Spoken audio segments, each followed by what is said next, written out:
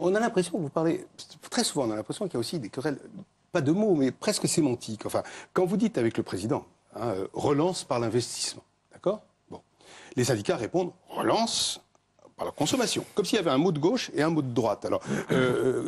Alors qu'en fait, peut-être on dit un peu la même chose par moment. Enfin, consommation, hausse des salaires, etc. Après, on va y venir sur la hausse des salaires, parce que c'est ça le sujet. C'est un mot de gauche, hausse des salaires. Mot de droite, on dit investissement. Alors, vous êtes dans deux logiques différentes, là, vraiment, deux logiques et deux politiques différentes. Comment cela peut-il s'arranger brutalement au cours d'une réunion, fût-elle aussi magique qu'on semble le prévoir? Non, je tiens pas à dire... C'est moi qui dis magique. Je ne reprendrai pas ce terme, parce qu'on ne cherche pas pour le 18 une réunion magique où on va avoir des solutions qui vont sortir du chapeau. On cherche juste à faire du travail qui soit concret. Alors, sur ce thème consommation et investissement, c'est vrai qu'il y a un petit côté débat d'esthète dans tout ça. Et ce qui a été intéressant dans la semaine qu'on a passée avec les partenaires sociaux, aucun n'a contesté l'intérêt de faire une relance par l'investissement. Ils ont dit quand vous investissez dans le logement, quand vous investissez dans les routes ou dans le chemin de fer, d'accord, ça fait de l'emploi et de l'activité, d'accord, on est preneur. Mais on veut d'autres choses. Ils veulent des salaires, une hausse des salaires. Alors pas qu'une hausse des salaires, par exemple. Aussi, le SMIC par exemple, revalorisation du SMIC. Et essayons de ce point de vue de sortir précisément du débat d'esthète. On parlait de l'activité partielle. Oui, parce qu'il y a un un petit côté jeu de mots. Je ne trouve pas esthétique du tout, moi. Alors, parler de salaire et parler de chômage, c'est pas du tout esthétique. Non, enfin, ou alors, vous avez une vision d'esthétique qui se... Opposer radicalement la consommation et l'investissement, je vais essayer, à travers des exemples très concrets, de vous montrer qu'à mon avis, c'est un peu facile comme opposition. Vous prenez l'activité partielle dont on parlait. Le salarié de chez Michelin, sur lequel, à travers le plan de relance, on monte de 50% du brut à 70% du net, pour lui, il n'en a rien à faire de savoir si c'est de la consommation ou de l'investissement. Ça lui fait de l'argent en plus. Ce qu'il sait, c'est que ça lui fait de l'argent en plus.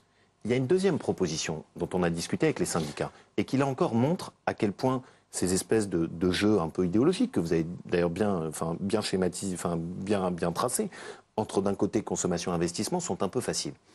On propose de travailler sur les services à la personne. Ça veut dire quoi? Oui. Oui, enfin bon. Sur le service à la personne, on peut financer des aides pour des familles qui ont par exemple leur père ou leurs grands-parents qui sont malades. On leur finance des aides à domicile qui peuvent permettre de soulager sur la prise en compte de la dépendance. C'est à la fois une aide sur le pouvoir d'achat, donc on dirait la consommation, sauf qu'en même temps c'est de l'argent qui servira à créer de l'emploi dans le secteur des services à la personne. Vous avez développé les aides à la personne? Ça, c'est un secteur fondamental. Dans la crise, c'est un secteur qui continue à créer de l'emploi. Il faut y aller. D'accord. La chose à laquelle vous refusez, vraiment, si je comprends bien, enfin, c'est l'augmentation des salaires et du SMIC. Mais pourquoi ce refus obstiné? Quand vous savez, par exemple, je vous donne un exemple, le prix des pâtes. Alors là, le prix des pâtes, moi j'adore les pâtes, vous aussi peut-être. Le prix des pâtes a augmenté de 10,8 en janvier. Le riz, 11,2. On peut pas. Enfin, je veux dire, les gens, c'est normal qu'ils réclament des augmentations de salaire. Enfin, c'est tout à fait normal. Alors pourquoi cette espèce de refus quasiment, alors vous parlez de débat d'esthète, refus théologique presque, alors, d'augmenter les salaires? Non, juste pour une raison. C'est que ce n'est pas le pouvoir politique qui décrète de façon uniforme sur l'ensemble du territoire, quelle que soit l'entreprise où on est, quel que soit le département où on est, une augmentation de salaire. Parce que ça, c'est de la vieille utopie et qui ne marche pas.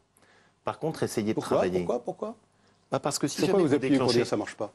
On va prendre un exemple tout simple. Au moment où on a la crise et où la principale menace et la principale préoccupation, c'est l'emploi. Si jamais vous décrétez de façon uniforme une augmentation de salaire partout... Il y aura plein de gens heureux. Oui, il y aura plein de gens heureux. Mais il y a plein d'entreprises aussi qui risquent de ne pas passer la rampe et qui déjà sont en difficulté financière et qui vont se retrouver à licencier à tour de bras. Et si jamais c'est acheté avec une mesure facile, certes qui fera plein d'heureux, en disant, grâce à nous, vous allez avoir 100 € de plus sur votre feuille de salaire. Mais que le mois d'après, vous êtes licencié parce que votre entreprise a fermé, on n'a rien gagné. Quel chantage! En plus, rendre les ouvriers responsables. Alors, votre salaire augmente, oui, mais l'entreprise ferme. Vous vous rendez compte?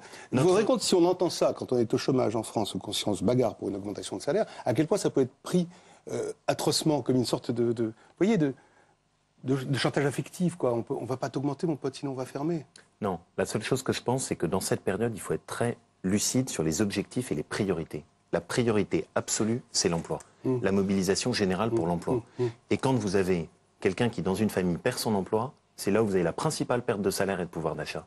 Et notre principale bataille, mon principal job, ce que souhaite à tout prix ce gouvernement, c'est limiter les destructions d'emplois. C'est notre priorité. Après, j'entends bien que dans cette période, certains peuvent dire, allez, faisons des mesures faciles où on vous promet un chèque, où on va vous augmenter votre salaire. Si ce sont des chèques en blanc sans lendemain, avec à terme des destructions d'emplois, c'est juste vendre de l'illusion. Donc ce qu'on essaye de faire, c'est se battre. se battre pour soutenir le salaire et les salaires de ceux qui travaillent, notamment on y reviendra sur les classes moyennes, mais pas promettre des mesures faciles qui aboutissent à des lendemains plus doux.